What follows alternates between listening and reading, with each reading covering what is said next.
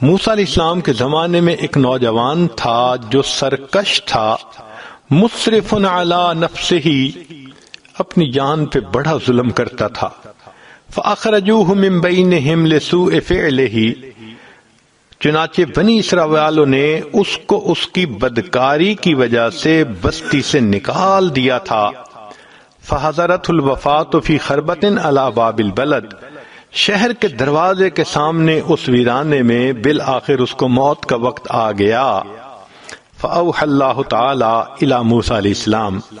اللہ تعالیٰ نے موسیٰ علیہ السلام کی طرف وحی نازل فرمائی اور کہا کہ اے میرے پیارے پیغمبر علیہ السلام، ان ولیا من اولیائی حضرہ الموت، میرے اولیاء میں سے ایک ولی کو موت آ گئی ہے، فاحذرہ، آپ جائیے، وغسلہ، اس کو غسل دیجئے، وصلی علیہ، اور اس کا نماز جنازہ پڑھیے۔ اللہ اکبر، اتنا بدکار قسم کا نوجوان، اور اللہ اس کے بارے میں وحی نازل فرماتے ہیں موسیٰ علیہ السلام کو کہ میرے اولیاء میں سے ایک ولی کی موت آ گئی ہے۔ اللہ تیری رحمت پہ قربان جائیں، آپ کی رحمت کی ایک نظر پڑتی ہے، بندے کے گناہ نیکیوں میں تبدیل ہو جاتے ہیں۔ آپ فاسق فاجر کو چاہیں تو ایک لمحے میں اپنا ولی بنا سکتے ہیں۔ اللہ رب العزت نے موسیٰ علیہ السلام کی طرف یہ نازل فرمائی کہ فاحذرہ، اب آپ اس کے پاس جائیے، وغسلہ، اور اس کو غسل دیجئے، وصلی علیہ، اور اس کا نماز جنازہ پڑھیے، وَقُلْ لِمَنْ كَثُرَ عِصْيَانُهُ، اور اعلان کر دیجئے بنی اسرائیل میں کہ جس شخص کے گناہ بہت زیادہ ہوں، یحضر جنازتہ، وہ آ کر اس شخص کا نماز جنازہ پڑھ لے، لِأَغْفِرَ لَهُمْ، میں جنازہ پڑھنے والوں کے بھی گناہ کو معاف کر دوں گا۔ اللہ اکبر کبیرہ۔ جب موسیٰ علیہ السلام پر یہ وحی اتری تو فنادا موسیٰ علیہ السلام فی بنی اسرائیل، موسیٰ علیہ السلام نے بنی اسرائیل میں اعلان کروا دیا، لوگو، اللہ کے اولیاء میں سے ایک ولی کی وفات ہوئی، جو جنازہ پڑے گا زندگی کے سارے گناہ معاف ہوں گے۔ فکثر الناس، چنانچہ بنی اسرائیل کے لوگ بہت کثرت کے ساتھ وہاں آ گئے۔ فلما حضروہ، جب وہ وہاں آئے، عرفوہ، انہوں نے اس نوجوان کو پہچانا، فقالو، کہنے لگے، یا نبی اللہ، اے اللہ کے نبی علیہ الصلوۃ والسلام، ھذا ھو الفاسق، یہ تو وہی فاسق و فاجر شخص ہے، الذی اخرجناہ، جس کو ہم نے بستی سے نکال دیا تھا ذلیل و رسوا کر کے۔ فتعجب موسیٰ من ذلک، موسیٰ علیہ السلام اس بات پہ بڑا تعجب کرنے لگے کہ بات تو لوگوں کی بھی ٹھیک ہے۔ جب انہوں نے یہ کہا، فأوحى اللہ الیہ، اللہ نے موسیٰ علیہ السلام کی طرف وحی نازل فرمائی، صدقوا وہم شہدائی، الا انہ لما حضرتہ الوفات فی ہذہ الخربۃ نظر یمنۃ و یسرۃ، یہ لوگ موسیٰ علیہ السلام ٹھیک بات کر رہے ہیں، بندہ تو یہ وہی ہے، مگر معاملہ یہ ہوا کہ اس بدکار نوجوان کو جب اس ویرانے میں موت کا وقت آ گیا، نظر یمنۃ و یسرۃ، اس نے اپنے دائیں طرف دیکھا، اپنے بائیں طرف دیکھا، فلم یرا حمیما ولا قریبا، کوئی دوست اس کا پاس نہیں تھا،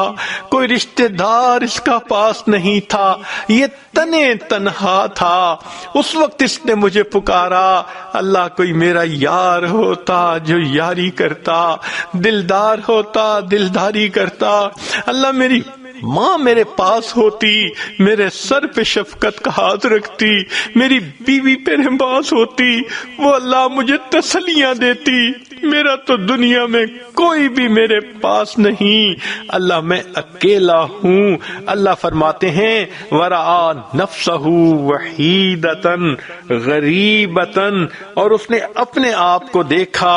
دتکارا ہوا ہے، اکیلا ہے، ذلیلتن ذلت کے حال میں ہے، منکسرتن اور اس کا دل ٹوٹا ہوا تھا۔ اور سچی بات تو یہ ہے جس کا دل ٹوٹتا ہے پروردگار اس کو رحمت کی نظر سے دیکھتے ہیں۔ چنانچہ اس حال میں اس نوجوان نے اللہ سے یہ دعا مانگی، فرفع بصرہ الیہ، اس نوجوان نے آسمان کی طرف نگاہ کر کے یہ کہنے لگا، الہی عبد من عبادک، اللہ تیرے بندوں میں سے میں بھی تو ایک بندہ ہوں، اللہ میں گناہ کر کے کوئی بندوں کی لسٹ سے تو نہیں نہ نکلا، نیکوں کی لسٹ سے تو میں نکل گیا، مگر گناہگار ہوں، بندہ تو میں آپ ہی کا ہوں نا۔ یہ تو ایسے ہی ہے کہ جیسے ایک بیٹا نافرمان بن جائے اور پھر وہ ماں کو مناتے ہوئے کہنے لگے، امی اگرچہ میں بڑا بدکار ہوں، بیٹا تو آپ ہی کا ہوں۔ وہ بیٹے کی فہرست سے تو خارج نہیں نہ ہو سکتا، وہ بیٹے والی محبت تو ماں کو بیٹے سے ہوتی ہے۔ اس بندے نے بھی اللہ کی رحمت کو اسی طرح پکارا،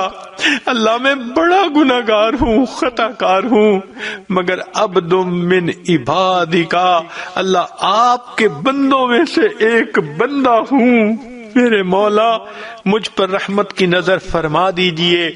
اگر مجھے معلوم ہوتا کہ مجھے بخش دینے سے آپ کی رحمت گھٹ جائے گی اور مجھے سزا دینے سے آپ کی شان بڑھ جائے گی، اللہ میں کبھی آپ سے مغفرت کا سوال نہ کرتا،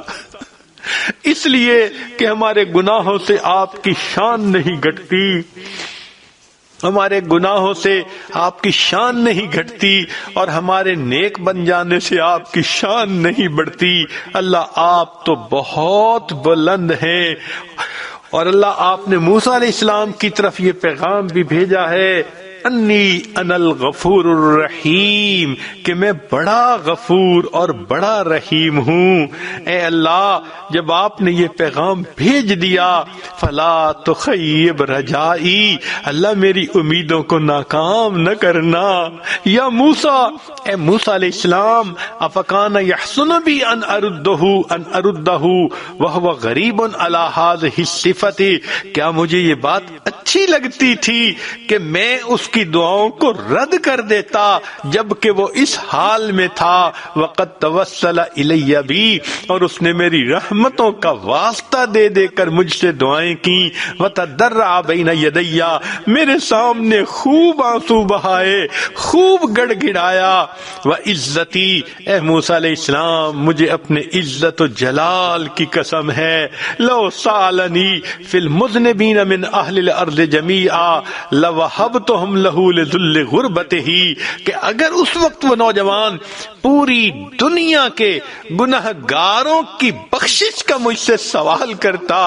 میں پروردگار ساری دنیا کے گناہوں گاروں کو بخش دیتا۔ اللہ آپ کتنے کریم ہیں، کتنے مہربان ہیں۔ ایک بندے کی آپ کو توبہ اچھی لگتی ہے، ایک بندے پہ پیار آ جاتا ہے، آپ فرماتے ہیں اگر وہ میرے سامنے ساری دنیا کے گناہگاروں کی بخشش کی دعا کرتا، میں سب کے گناہوں کی بخشش فرما دیتا۔ پھر اس کے بعد رب کریم فرماتے ہیں، یا موسیٰ، اے موسیٰ علیہ السلام، انا کہف الغریب، میں پردیسی کی پناہ گاہ ہوتا ہوں، وحبیبہ، جس کا کوئی دوست نہیں ہوتا اس کا دوست میں پروردگار ہوتا ہوں، وطبیبہ، اور جس کی تیمارداری کرنے والا کوئی نہیں ہوتا اس کا تیماردار میں ہوتا ہوں، وراحمہ، اور جس پہ ترس کھانے والا کوئی نہیں ہوتا میں پروردگار اس پہ ترس کھا لیتا ہوں۔ آج ہم بھی اللہ سے یہی دعا کرتے ہیں، اے اللہ ہم پر ترس کھا لیجئے، ہم نے بہت گناہ کیے، ہم نے اپنی جانوں پہ ظلم کیا، اللہ آج احساس ہوا کہ ہم نے اپنے بدنوں کو ناپاک کیا ہوا ہے، اے کریم آج ہمارے بدن پاک فرما دیجئے، ہمیں قیامت کے ان کی ذلت سے بچا لیجئے۔ اللہ دو بندوں کے سامنے کی ذلت ہم سے برداشت نہیں ہوتی، قیامت کے دن ساری مخلوق کے سامنے کی ذلت کیسے برداشت ہوگی؟ اللہ دنیا کی دھوپ کی جو ہے گرمی ہم سے برداشت نہیں ہوتی، جہنم کی آگ کی گرمی ہم سے کیسے برداشت ہوگی؟ کریم آقا آج رحمت فرما دیجئے، ہمارے پچھلے گناہوں کو معاف کر دیجئے، آئندہ ہمیں نیکوکاری اور پرہیزگاری کی زندگی عطا فرمائیے۔ وآخر دعوانا ان الحمد للہ رب العالمین۔